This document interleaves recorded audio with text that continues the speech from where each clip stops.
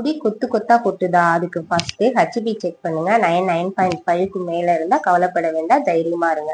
Next கவலையே படாதீங்க. ஹீட்டுக்கு எண்ணெயும் உடம்பு ஃபுல்லா தலையிலையும் நல்லா தேய்ச்சி குளிங்க. அது நல்ல ரிசல்ட்டை கொடுக்கும். யாரும் இந்த எண்ணெய் வைக்காத அப்படி இப்படின்னா சொன்னா கேட்காதீங்க. தயவு செய்து எண்ணெய் நல்லாவே வச்சு குடிங்க.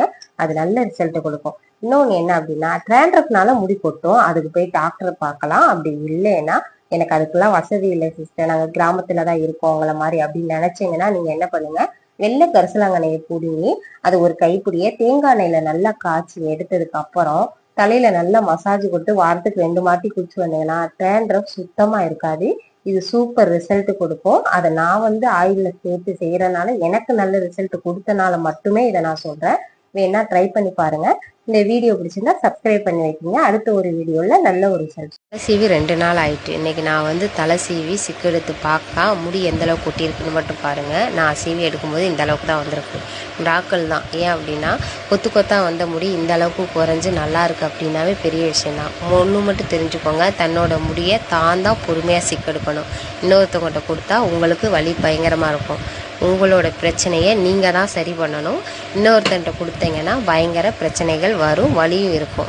நான் லாஸ்ட் வரைக்கும் பொறுமையாக சிக்கெடுத்தனால தான் இந்த தலையை நான் நல்லா பின்னி கொண்டை போட்டு அழகு பார்க்குறேன் இல்லையா?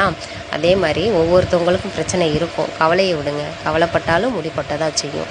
ஏன் இவ்வளோ சொல்கிறேன் அப்படின்னா, நல்லா எண்ணெயை தேய்ச்சி நல்லா சீவி கொண்டையை போட்டால் கண்டிப்பாக முடி கொட்டல் இருக்காது, பொடுகு தொலை நீங்கிரும். சரியா?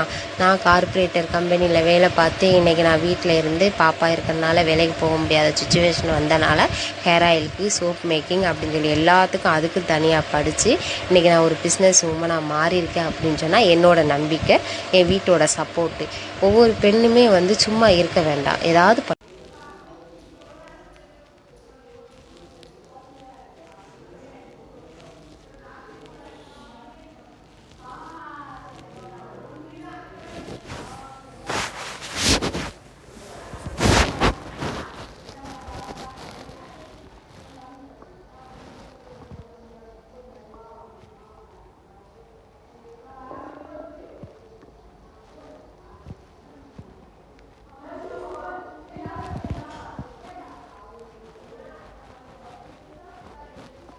முடி கொட்டாமல் இருக்கிறதுக்கு குட்டி டிப்ஸு. இப்போது ஹெச்பி 9.5க்கு மேலே இருக்கிற மாதிரி பார்த்துக்கோங்க. இப்போ எண்ணெய் காய்ச்சறது எப்படின்னு பார்த்துக்கலாம்.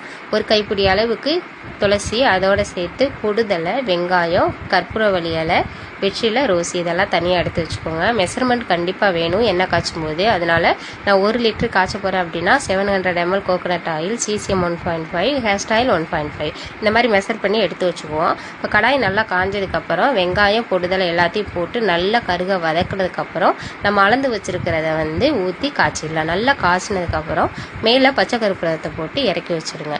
இப்போ ஒரு நாள் இன்ஃப்யூஸ் ஆனதுக்கப்புறம் இந்த எண்ணெய் எப்பவும் போல் ரெகுலராக யூஸ் பண்ணிக்கலாம். அதாவது குளிக்கும்போது மட்டும் இதை யூஸ் பண்ணுங்கள். ஏன் அப்படின்னு சொன்னால், பாடி ஹீட்னால முடி ஒரு சிலருக்கு ரொம்ப உதிரும். அது கம்ப்ளீட்டாக க்யூர் ஆகும். இன்னொன்று பொடுகு அதிகமாக இருக்குது அப்படின்னு சொன்னால் கண்டிப்பாக இது க்யூர் பண்ணி கொடுக்கும். இது மாதத்துக்கு 1 நாள் 2 நாள் அப்படி தேய்ங்க. ரொம்ப முடி கொட்டாக கொத்துது அப்படின்னா கண்டிப்பாக இது வாரத்துக்கு 2 வாட்டி தேய்ச்சோம் அப்படின்னா சூப்பர் ரிசல்ட் கிடைக்கும். வேணால் ட்ரை பண்ணி பாருங்கள். ட்ரீட்மெண்ட் எடுக்கிறீங்கன்னா இந்த எண்ணெயை அவாய்ட் பண்ணிக்கலாம். ஏன்னா தேய்ச்சாலும் பயன் இருக்காது.